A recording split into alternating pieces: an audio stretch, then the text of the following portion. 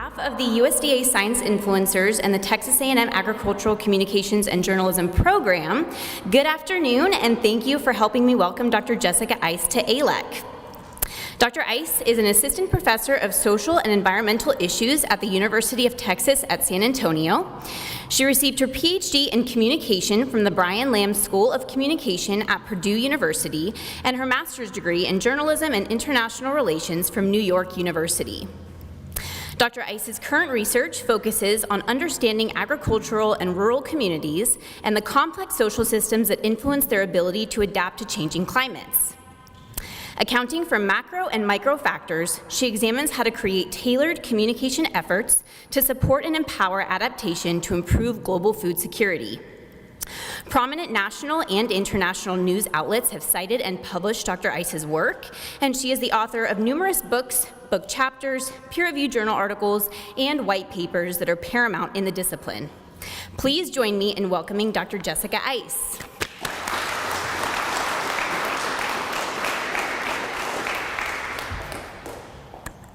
Hello, everybody.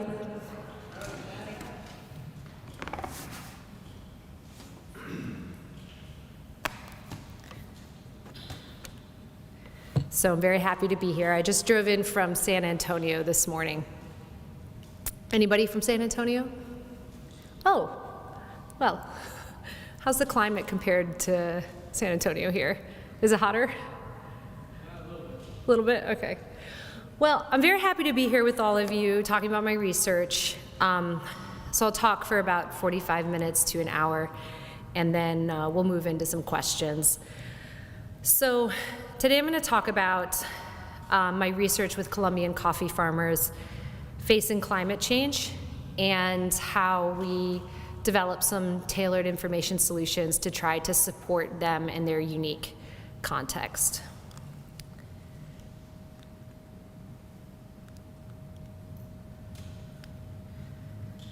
Just trying to figure out how to move the slide. There we go. So to give you kind of a road map for how this presentation is going to go, I'm going to give you some background, then some context on the problem, and then I'm going to describe to you the formative research process that we went through to come to understand this group. So different fields use different words, but formative research is like the exploratory research that you conduct with a community or a group of people to better understand them without trying to impose your external assumptions of what their lived reality is like. And then I'm going to talk to you about Clima y Café, which means climate and coffee, which is a project we launched, some research that came out of Clima y Café, and then additional outreach that we developed tailored to this context. So my research approach for developing tailored information solutions kind of follows three phases. And just to give you all a heads up, to give you kind of an idea of where we are in the presentation, in the top corner, I always have a little list of what section we're on, so you know where we are, for those who like to follow in that way. So regarding my research, stage one is always going to be in-depth, formative research to understand a community or a target audience's unique constraints, their unique opportunities, what life is like for them, and then to identify primary environmental challenges or primary challenges that they face. And the reason why I always start here is because a lot of times our assumptions of what life is like for other people are inaccurate, and that can actually cause us to create campaigns that backfire. So even very intelligent people fall into the trap of assuming that other people's lives are like their own. And this is why it's very important to conduct upfront research to understand who a target group is, what their life is like, and what matters to them. So the next stage then is to identify an actionable challenge, and then a solution, and then build the solution, and then finally implementing the solution and researching its impact and viability. So this is my research process.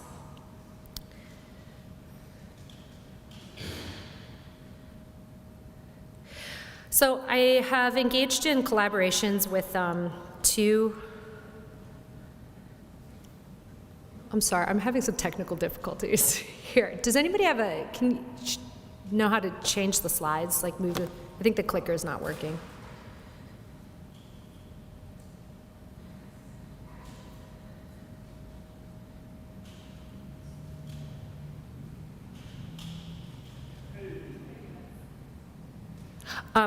While they're working on that, I'll just keep going. I've worked with 2 universities in Colombia, the Universidad Tecnológica de Pereira, which is in the coffee growing region in Colombia, and then Universidad de la Sabana, which is outside of Bogota. And I've worked with both these universities for a number of years, and worked with a collaborative group of Colombians who've helped support the project in various stages, many of whom are students. Okay, so when I try to, okay, there we go. All right, thanks. Thank you. Okay, so the context that we're going to talk about is climate change. So climate change is no longer a future threat that we're working to mitigate. It's also a reality that we're trying to adapt to. And in many places in the world, we're already starting to see and feel the impacts of stronger heat waves or sea levels rising, unexpected weather events, increased events of fire, et cetera. And we often talk about climate change through its climatological impacts, which is a natural way of talking about it. But this doesn't actually always denote the human experience behind these impacts, such as the harm done to human life and society, the harm to health, psychology, infrastructure, agriculture, and general human well-being. So the research that I conducted is in Colombia, which is in South America. You can see it here on the map. This is a region that's been identified as a climate hotspot, meaning they're very vulnerable to climate change impacts right now. There are particular regions in the world that are currently more susceptible, which is why there are certain regions where we're not simply feeling it as much yet. So the Colombian coffee sector is it's the most important agricultural export in Colombia. I think it's safe to say most people have heard of Colombian coffee. Yes, it's rather ubiquitous. It's the most essential crop for more than 500,000 farmers, provides jobs for over 2 million people.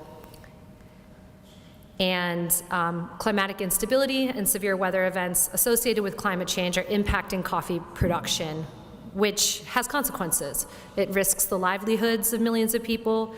It risks political and economic stability. And I think it's important to talk about why does it matter? Why does our research matter? And it's not just the livelihoods of these people, it's also our global supply chain. Do we like to drink coffee, right? I think it's safe to say everybody likes to drink coffee, right? Do we like to drink high quality coffee? What do we enjoy and what do we want to preserve? So I think it's a combination. I think it's important to be honest about why we do things, right? So we want to preserve our ability to have a commodity that we really enjoy, but we also want to support farmers and people whose livelihoods are threatened by a phenomenon that's been largely out of their control, to which they've contributed very little, right? So I'm going to talk about the formative research, which is when my team went into Colombia about 4 or 5 years ago, and we decided that we wanted to learn about Colombian coffee farmers and their experience with the climate. And we tried to go in with very, very few expectations or ideas of what we thought we were going to find. So some of our questions, it was an interview protocol of over 100 questions. There were a lot of questions. We had a lot of data. But some of the questions were, do Colombian coffee farmers even report experiencing climate change impacts? And if so, how do they describe those? What unique challenges do they identify that they face? What unique opportunities do they identify? What are their social networks for information? So how do they receive information? What are their preferred information channels and media habits? And we got a lot of very valuable findings. We did 45 one-on-one in-depth interviews with 2 to 4 coffee farmers in each municipality of Colombia. The Colombian Department of Risaralda, which is one of the largest coffee producing regions in Colombia. And then we followed that up with 18 surveys and 5 focus groups to probe our findings for accuracy and elaboration. So I'll go through some of the findings that we uncovered here. So I would say the general perspective for the farmers is that the experience of climate change is an experience of challenges due to unpredictability in seasons and weather. And this comes from their conditions of feeling that they are no longer able to plan planting and harvesting based on previous seasonal indicators. So how many of you had a garden when you were growing up? Okay, so how did you know when to plant the peas? Right? It's like what week it is or what month it is. You kind of rely on traditional indicators, right? Either you have a relative who teaches you, or you read it in your, I don't know, I'm sure people don't really use an almanac anymore, but you had your farmer's almanac, whatever, but you rely on these traditional indicators to tell you when to plant things. And just similarly is you have a general idea of when you're going to harvest them. If it's your own garden in your own backyard, it's not as big of a deal if you haven't coordinated labor. But if you're trying to coordinate labor for a larger farm, it is a big deal if you don't know when you're going to harvest, right? So this was a big problem that they're facing, these farmers identified.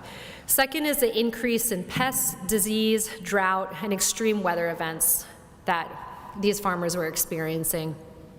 And then this is really important because I think this reveals this last condition, why we need to understand a holistic picture of a group's life, is because this decreased production exacerbated their financial precarity.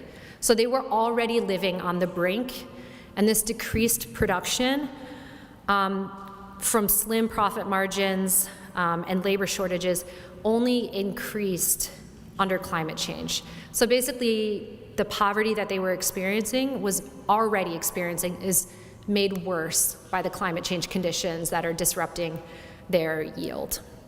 And all of this leads to the process of farming in the face of uncertainty. And when I talk about uncertainty, I always try to get people to remember what uncertainty feels like. How many of you are about to graduate? So you're really intimately acquainted with the feeling of uncertainty, right? Could you imagine that state just being ongoing? You don't see the end. Because right now you're about to graduate and you look into the horizon and you're like, my uncertainty will end eventually. But what if your life was just uncertainty? Year after year of uncertainty, not knowing how the weather's going to be, not knowing how your yield is going to be, because they don't have crop insurance. Okay, so if their crop fails, there's not a safety net there. So I like to mention this because I think the living under the psychological condition of uncertainty is a human state that isn't to be discredited nor taken lightly. So we did another interpretation using structurational divergence theory, where we found a structurational divergence cycle, which basically means there are some constraints that under the current conditions, it's not possible for these farmers to overcome on their own. And they are unprepared for climate change, and they have inconsistent adaptation efforts, but they lack consistent climate change education, and they have inconsistent knowledge of climate change.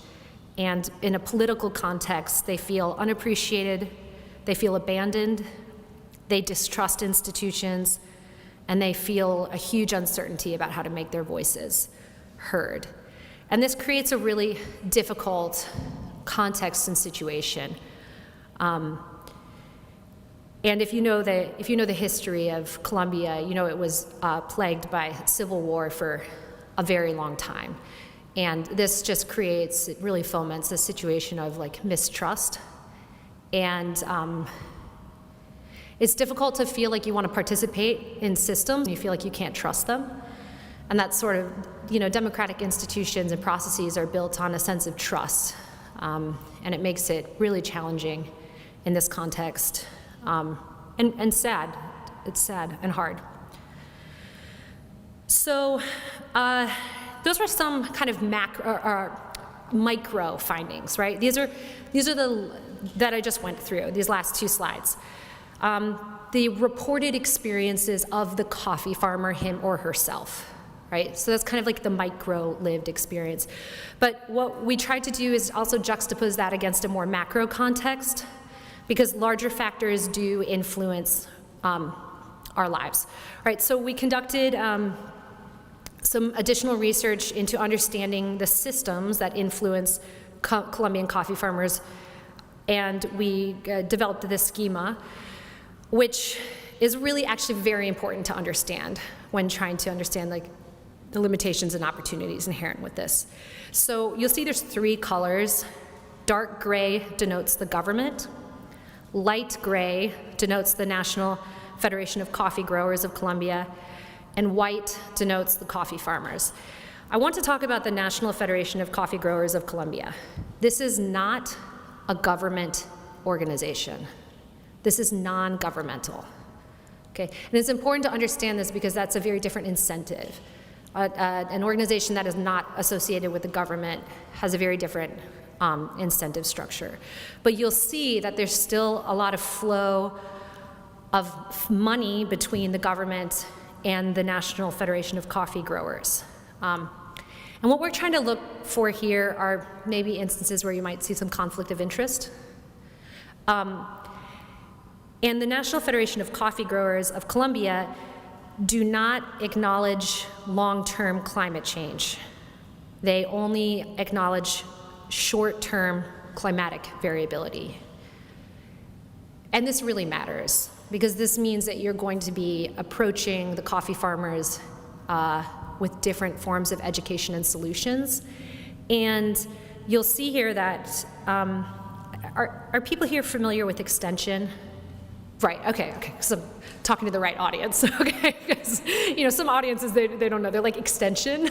Like, okay, so, all right. So extension is agricultural outreach, right, and education. And extension is run by the National Federation of Coffee Growers. So it is run by a non-governmental organization, receiving money from the government, not acknowledging climate change. And I wonder if anybody sees how this could maybe be problematic. So if agricultural education is being run by an organization that is dedicated to coffee, their self-interest is, which means that they may not be educating the farmers in the best adaptation strategies, which might actually be switching to a different crop. They don't have any incentive to educate farmers to switch to maybe like bananas or avocados, because their interest is in preserving the National Federation of Coffee Growers. And we'll talk more about that later. But so it's a all institutions change over time, right? So they did a lot of good work for the country, but they've ossified a little bit, and which most organizations that don't acknowledge climate change, I think we could say they've perhaps ossified a little bit. But okay, so what we had to do is figure out how we were going to inject information to the coffee farmers to help support them. And what we did identify right here is, you see the arrows pointing at local self-organizing associations. So what has happened in Colombia is with Colombian coffee farmers is they have amongst themselves identified a need for organization in a way that better serves their needs, because their needs are not currently being served. And so you have a vibrant system of local self-organizing associations. And this is what we decided, that this is where we can best target our efforts, are these local self-organizing associations. And they can help disseminate information to their members. So this is why kind of understanding the big picture of what's happening politically, economically, in any kind of context can really facilitate understanding. So then we also did some additional formative research into the people that coffee farmers talk to about climate change. And what we found here is that the primary people they talk to are family members, association members, neighbors, and friends, which also, this is partially where we drew our data-informed approach to targeting associations. You'll also notice that they don't talk very much about this to extension agents or local government. We also did some additional research into their communication and usage. So I want to just point out here, what you'll see, under email, you'll see that 53% use email. So about half of the coffee farmers use email. But then the number you see next to that is those who report using it frequently, okay? So of the 53%, so of the half of the coffee farmers, only about a third use it frequently. So most of that half don't even really use email very often. About 75% say that they have used the internet. And of that 75%, only 28% have report using it frequently. So what we take away from this is there's a digital divide here, right? Whereas in this room, everybody like 100% use email, 100% use email frequently, 100% use the internet. You understand what I mean? This is a big difference, okay? In terms of like accessibility of information, et cetera. The majority of people, 88%, report talking with neighbors as like their primary, as like something they do like frequently, and the majority do that. So this is talking with their neighbors is actually their primary way of getting information, right? So word of mouth, which is another reason why we thought targeting local self-organizing associations would be a good way of spreading information. So in summary, these farmers are keenly aware of the impact of climate change on their lives. They feel it's a threat. They desire to adapt, but they largely don't know how. Accessible information could mitigate uncertainty and provide potential alternatives. The most prominent formal institutions impacting the coffee farmers' lives will not support long-term climate change adaptation, nor provide coffee farmers with the information they need on the subject. Informal or on-the-ground networks must therefore be relied upon to distribute information, and the minority of farmers regularly access internet or use email, and the majority rely on in-person networks and their local associations for information on climate change. So we got a lot of helpful information out of that, I think, to help us target. So what we started with, which you're like, why did you do a website if they don't have access to the internet? Well, we're targeting the local associations, and they generally do have, like the president of the association generally does have access to the internet, and the idea was that we would try to use them as hubs to disseminate information to their members, so tapping into their network potential. So we created Clima Cafe, which is Climate and Coffee, which is a website housing accessible, practical adaptation information and climate change support tailored directly to Colombian coffee farmers. As I mentioned, leverage the network strength by targeting associations. And the primary goals are to be collaborative, practical, accessible, valuing all knowledge and inclusive. And then we have an 11-person advisory board of farmers, researchers, institutional members, NGO leaders, and other stakeholders. So this is our advisory board that participated and assisted in making sure we had comprehensive information. And let's see here, sorry. So our website goals were basically to reduce redundancy in information and resources, facilitate the dissemination of knowledge, raise awareness of climate change adaptation, maximize local knowledge systems, educate stakeholders on communication and knowledge sharing, bridge the digital divide, leverage existing information sharing ties, and encourage use through trust building. And this is a picture of the website itself. You can see it's actually very simply designed. So it looks like there's just bright, colorful, simple buttons to press. And we'll talk more about why it was designed that way, because that wasn't our initial design. This was actually tailored based on the feedback we received from coffee farmers who use the website. Because, I'll get a bit more into it later, but we often design websites according to our own user preferences, as opposed to the preferences of the target group. And in this case, the target group's reading is actually a bit costly for this group, so reading a lot of fine print is tiring. So they asked for things to be very simple, so bright and colorful, simple buttons to press. We ended up having audio, like alternatives to all the text on the website. I'll get a little bit more into this later, but some of the content on the website is Inicio, which is the launching page right here, which is, graphics to navigate easily.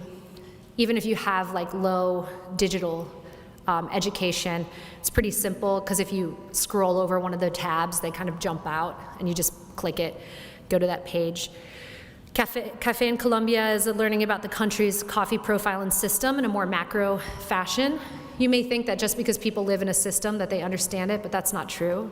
You may not actually understand the broad context you exist in.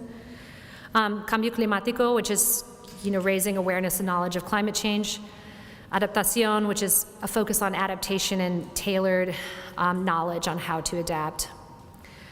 We then included a lot of very practical things for them, like directorios, which is contact information for organizations that could facilitate opportunities, foros, forums, which never ended up being used, which just goes to show you're never 100% sure what's going to happen when you create something.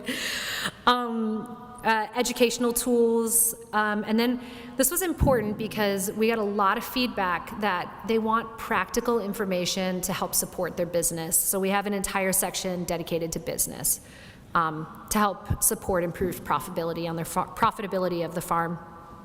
And then we have a very clear and transparent who we are page that really explains who we are, who's participating in this, where the money is coming from, why we're doing this, et cetera. So this, I told you, we build a solution, but then we study it, try to learn something from it.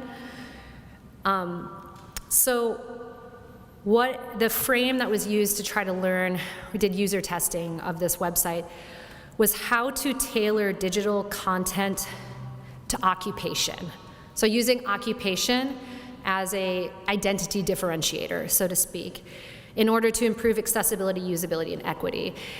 And in the case of, there's actually a term called occupational justice, which I've been recently learning about, which is kind of the defense that people in all occupations deserve dignity and opportunities. And I think that in a lot of parts of the world, farmers don't experience the same occupational justice as others do. And so I think it's really important to try to tailor information and digital content to the reality of the occupation of farmer in its regional context. So what we tried to do through this research was to get some really practical user identity. And this is because I said, you can create it, but you don't know how people are going to use it. There's a whole body of theorizing around this called affordances, but I'm just going to really summarize it for you. So you have a user, and then you have a environment, and you put the user in an environment, and every user is going to use the environment a little bit differently based on their life experiences and their identity. There are some objective constraints based on just the way something is designed, but a lot of the interpretation is subjective. Okay, so this is how, anytime you're studying usability of digital content, you need to look at, yes, there's constraints that are objective based on the design, but the interpretation and use is going to depend on the identity of the group or the user. So, yeah, some important points about occupation, occupations often reveal a person's status or degree of marginalization, and around the world, most poor people live in rural areas of developing countries and are dependent on agriculture for their livelihood.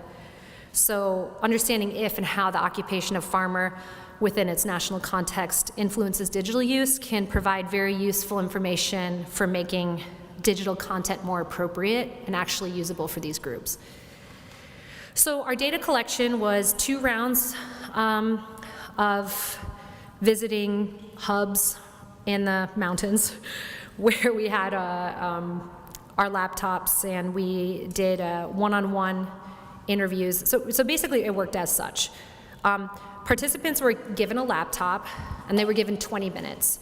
And we opened the website for them, and we left them alone for 20 minutes, just asking them to take your time and explore the website. And the idea is that all research can be a bit artificial, right? But sometimes you're trying your best.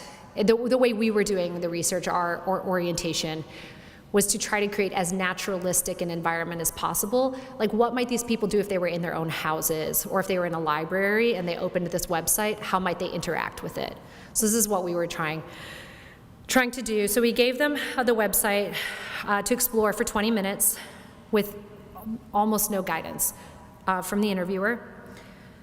And then we asked them a series of questions about what drew their attention, what they spent time on, what they liked, what they didn't like, what they would want to see changed, what would be more helpful, what design features could make it more useful. And then we analyzed the data based on occupation, right? So coffee producer, researcher, student, organizational specialist, business person. And our findings, which I mentioned earlier, is that simple, usable designs with bright colors and multimedia was really what they were looking for. Much more user-friendly, like as user-friendly as you could possibly develop, and much more practical, actionable tips. So we worked really hard to integrate that into the website, which is a lot harder than you think. So it took us a while, but we did our best. And so you'll see here, like this, there's an arrow pointing here to there's audio recordings of all the text. So if people feel like the reading is like a burden on them, they can click and just listen to an audio. They wanted more practical, actionable tips. So we found a way to include the daily price of coffee for them. We found a way to link to like meteorological reports. We even created a video showing them how to use the website. And then our theoretical findings is that there are 4 kind of primary things that influence a person's use of a website. I'll go back here. The first one is perceived social status. So how the person perceives their own social status. You'd be like, what does that have to do with anything? Well, if you perceive you have a low social status, you generally tend to have low confidence. And when you tend to have low confidence, your exploration of something is not as, let's say, courageous, perhaps, or you're not as willing to take risk. So the use of the website is more, we found for ourselves to just explore and like use different functions. This is all preliminary research, but, whoops, sorry, go back, keep going through this. Perception of value based on occupational demands. So every occupation has different values. All the researchers were like, we want more citations, okay? And all the farmers were like, we don't want any of this like complex information, we just want some practical tips. So you have to figure out what the occupation values, and then you need to provide the content for them that they value. Also, reliability and trust. You have different groups trust different sources. Let's say the students trusted different indicators. The researchers trusted different indicators, and the farmers trusted different indicators. And farmers generally trusted research that resonated with their lived experience.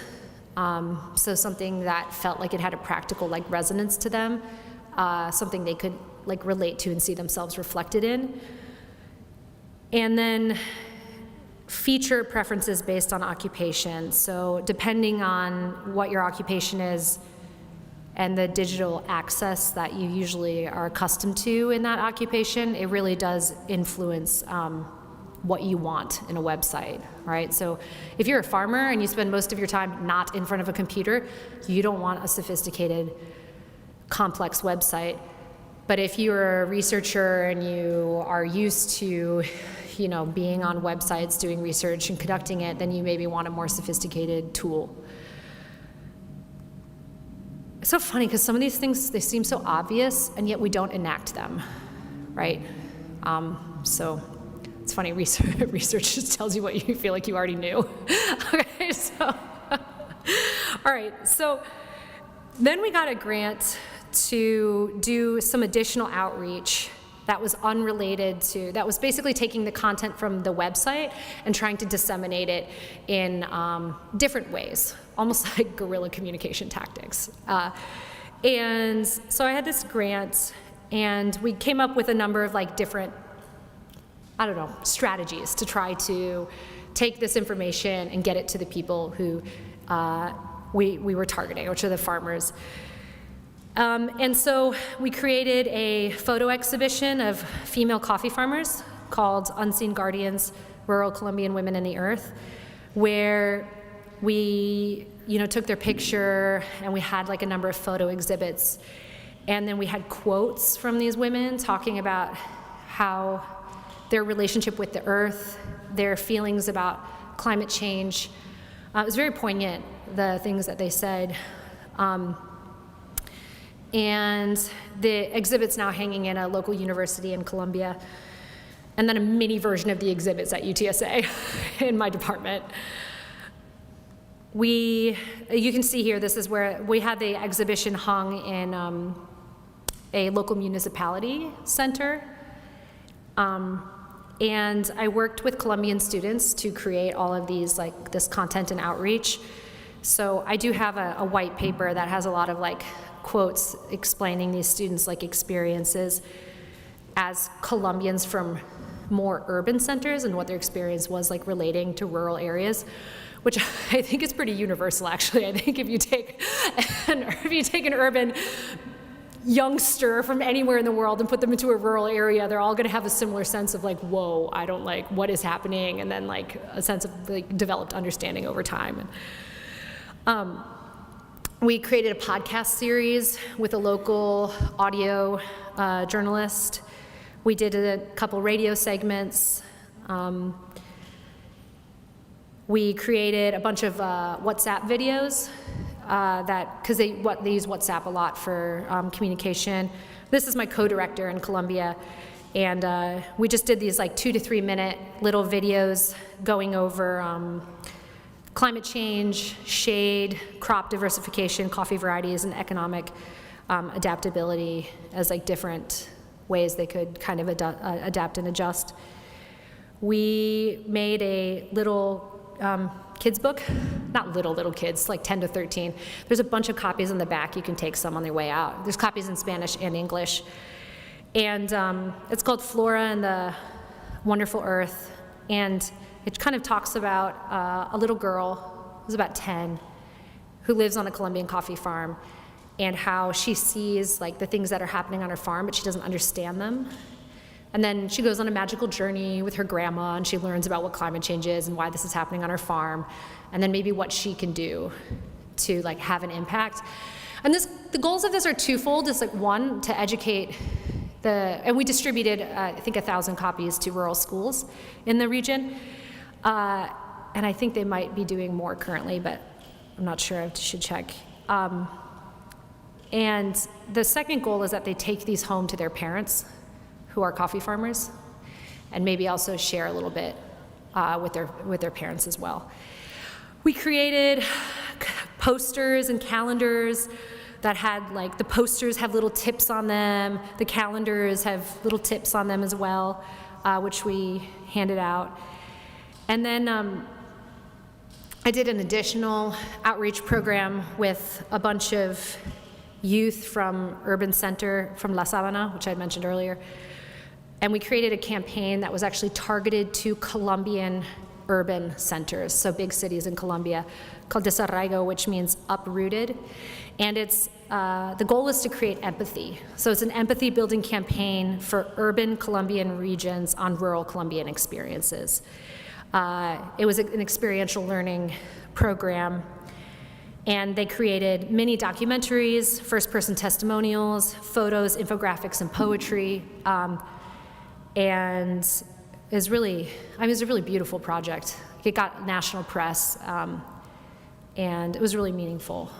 I really enjoyed working on that. We did that right as the pandemic hit. So like getting that over the finish line was a hurdle. And then finally, before I wrap up, another component that I always try to integrate into my research is media outreach. So I wrote a few articles on everything we learned through our research, and then also did outreach with journalists as well. And that's it. I think I was about 45 minutes. It's about 45 minutes? Okay.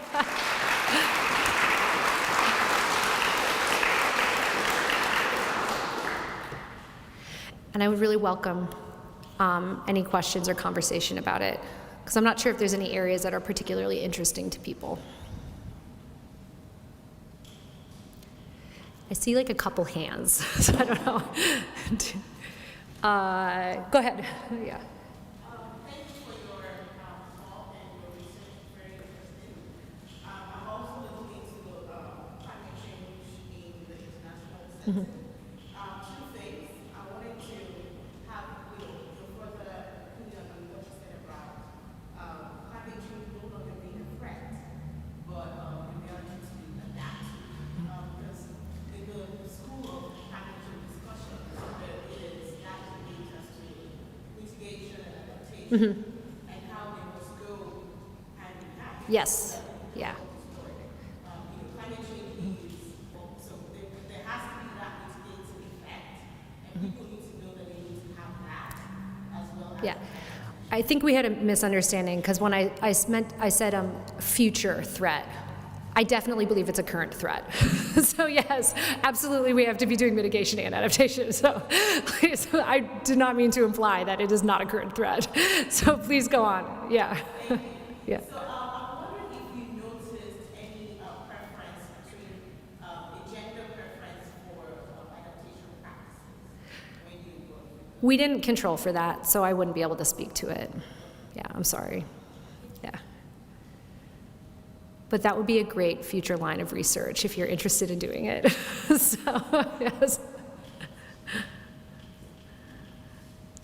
Somebody else, oh, go ahead. Yeah, I just want to say thank you again for coming and sharing that your research with us. Also, do you have any plans to apply this in other like South American and Central American countries that produce coffee that are also being affected by climate change? So definitely the goal for me is to take this and create more like a sort of a replicable research program where we can take this and kind of use the same process in a different place. So I would say absolutely that's the goal. Because the whole concept behind this is that it matters to understand a local context.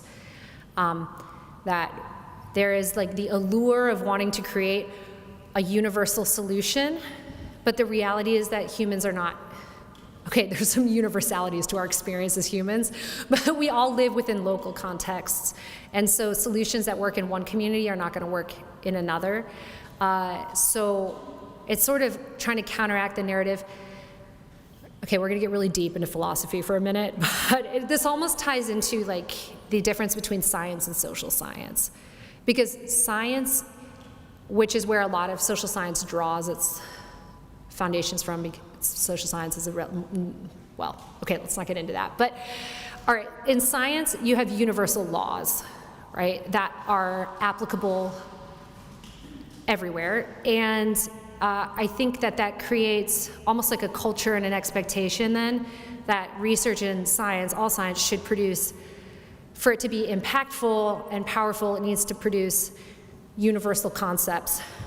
But the reality within social settings and lived human experience is that there aren't universal laws. So I think what I'm really trying to get at through this research is that the human experience is local, and adaptation solutions need to be local. And research that is local is just as critical in this context, let's say, as research that is universal, because adaptation strategies are always going to depend on the context. So yeah, I would really love to continue to like apply this in different places, and even perhaps encourage other researchers and scholars to maybe use this approach, modify it to their own ends, improve it, and keep the cycle going, so to speak. Yeah. Yep. Go ahead. What was the most surprising thing? And if you had to do it again in another context, what would you do differently? Okay, great question. So the most surprising thing I realized is that when you're interviewing a group of people, you start to hear some phrases that don't make sense to you within the context. So you're talking to a bunch of people, and then they say things like, echamos la culpa en la Bolsa de New York, which is like we blame the New York Stock Exchange. And you start to hear this over and over and over again, la Bolsa de New York, the New York Stock Exchange. And you're like, why are these farmers? And by the way, please understand me when I say this. Many of them only have like second or first degree educations, which does not mean that they're not intelligent. It just means that it would be understanding what the New York Stock Exchange is. I don't think most of them understood what that term meant. So I was like, I keep hearing this use of La Bolsa de New York, and when you start to hear this is your cue as a researcher that you need to figure out what's going on. So why are these people saying this thing over and over and over again? And so this is where we started to do probing into more details about actually the National Coffee Federation and the prices of coffee and how they're fluctuating. It's almost like doing investigative journalism in a way, right? Like you have to be attuned to things in your data that jump out at you and don't seem normal. So when we started to follow that thread, we came to understand that the National Coffee Federation purchases almost all of the coffee from the farmers, and they do so on a price that fluctuates every day. And they tell the coffee farmers that the fluctuating price is not their fault, it's because of the New York Stock Exchange. Okay, so this is the reason why all the farmers are saying we blame the New York Stock Exchange, because the National Federation of Coffee Growers that purchases the coffee from them tells them that the fluctuating price is due to the New York Stock Exchange. Okay, so this is where like you hear things and you're like, what? And then another thing is you will always go into a context thinking you have an idea of what's going to go on, and then you sit down in a meeting and you hear somebody like aggressively start to, I'll never forget my first meeting. We tried to fold in some institutional players. We sat down, we're like, oh, we're going to do this study with, on climate change. And suddenly we're getting all this like aggressive questioning on like, well, what do you mean by climate change? And then I'm sitting there and my colleague, who's a biologist, is like awkwardly explaining climate change. Like, this is what we're talking about? And they're like, well, we don't, like, what about climatic variability? And we're like, what? And you're in a situation where you don't even understand the political, like, so even if you're with a local person, you're like, what is happening?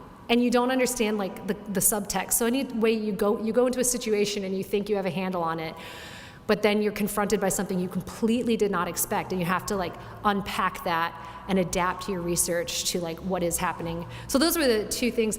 And what I would do differently in the future is I would bring an agronomist with me who could ask much more particular questions about exact adaptation strategies that they're deploying, and maybe even get some of them to show them examples of what those are. That would be what I would definitely change in the future. It's like have agronomist in the pocket, right? Or somebody come with me, so they can get a much better like understanding of what the actual practices are that are happening. Because I feel like we had a really big missed opportunity, where we could have learned a lot more about on the ground practices that some farmers are implementing, and we missed that. So, yeah. I think gentleman in the blue shirt has his hand up first. In one of your slides in the informative section, or the early results section, you outlined that you were engaged in co-production or co-implementation of the problem associated with it. Yeah. Can you talk about that process? Sure. Yeah. What other ideas did you discuss with the farmers? So what we did is when we did these initial interviews, we actually went back to the community and we presented the findings to them, and we asked them if they thought they were accurate. So then we sat down. That's what the focus groups and the surveys were about, is sitting and being like, so this is kind of what we took away from what you were all saying. Do you think that we were right? And then they gave us a lot of feedback on it. And it was interesting because once we kind of gave that to them, that was when like idea generation started to happen. Because sometimes we don't even know the general trend. Like, we think maybe I'm the only person who's thinking this right now, but it turns out that actually like all of your peers might be thinking something similar. And when you see that reflected, it gives you more confidence to kind of acknowledge what is happening. So we did that. We did get some feedback about certain points that maybe we'd missed a little bit.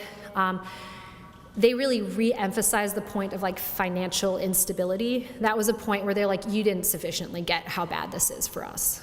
Like we can't afford fertilizer. We can't, because these are small farms, like 1 hectare or 2 hectares. We can't, they say like, create like water retention systems, but we can't afford that. Like we're just trying to get through like this season, just trying to like make it through. We have debts to pay, so that was a point that they really drove home to us.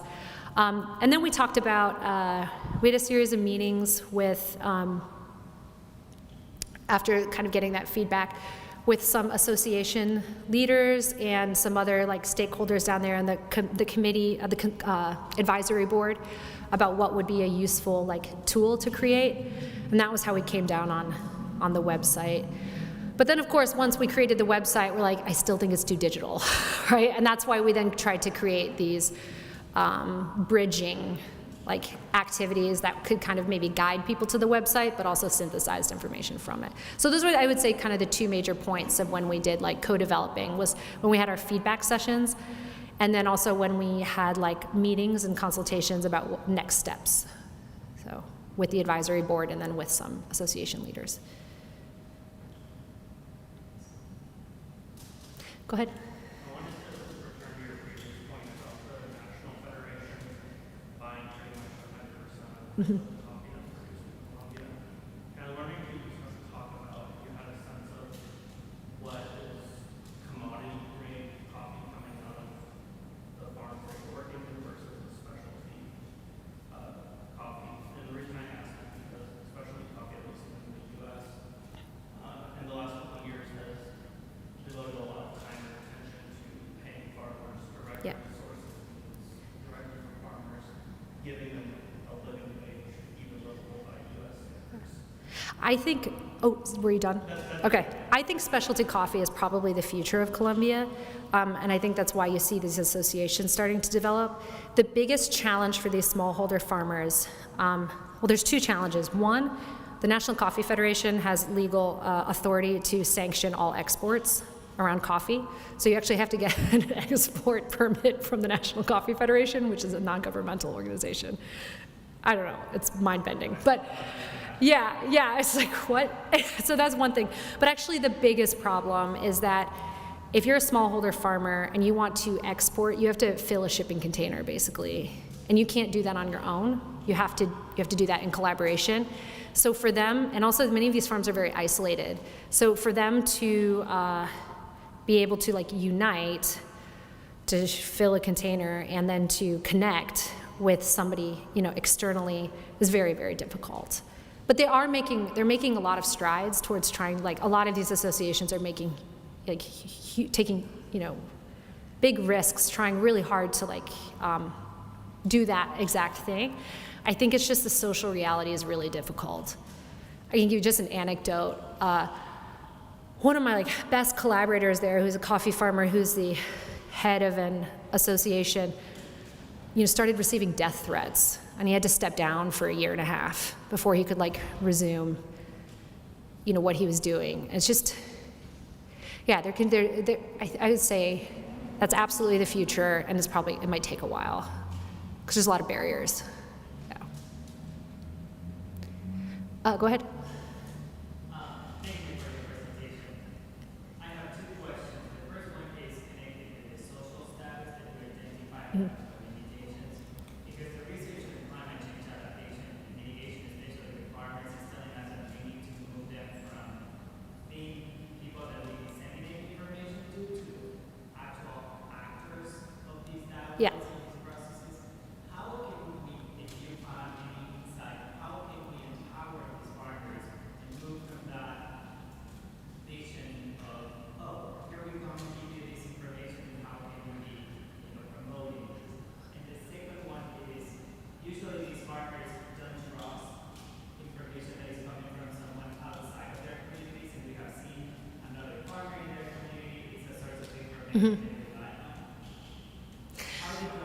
Yeah. So I think there's 2 things. The first one is that we have a bit of a problem with the way we do funding and our funding models and our research approach and what we get rewarded for. So if you want to work with the community over time and integrate them into the process, you have to be in the community over time. You can't have a 2-year grant, go in and leave. That actually foments mistrust. So we actually had to do some, I would almost say like damage repair with a lot of these people we were meeting with, because they were like, what are you gonna do? You're just gonna do an interview and leave. And then we'll never hear from you again.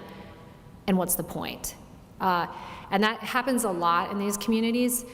And so we need to move more towards models that are like sustained over time, like 5 to 10 to 15 years, I mean, like long spans of time where we integrate people into processes by building trust over time.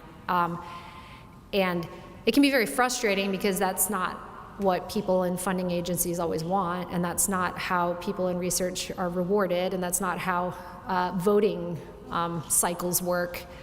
You know, we tend to want to see rewards and feedback in like 1, 2, 3, max 4-year cycles, but change happens in 10 to 15-year cycles. So we have to kind of change our mentality and the way we approach things structurally and institutionally, I think. I think that's the most critical way to start folding voices from communities into the process, because it takes a long time to learn about people, and it takes a long time to integrate voices. And you're naturally going to just seem like you're imposing views if you come in for a year. And then your second point was, well, the farmers, yeah. Yeah, I think it's a longer duration of partnership that involves more respect and, yeah, a longer relationship. Yeah, and then what was your second point you had mentioned?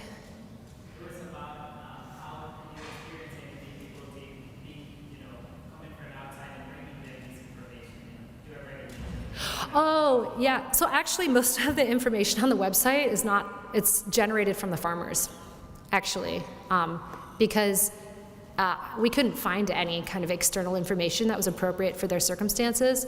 So what we ended up doing was actually magnifying a lot of the things that they had already told us back to them. So maybe there were a couple like really entrepreneurial farmers that had been trying some techniques, and they're like, this really works, and this really works, and this really works.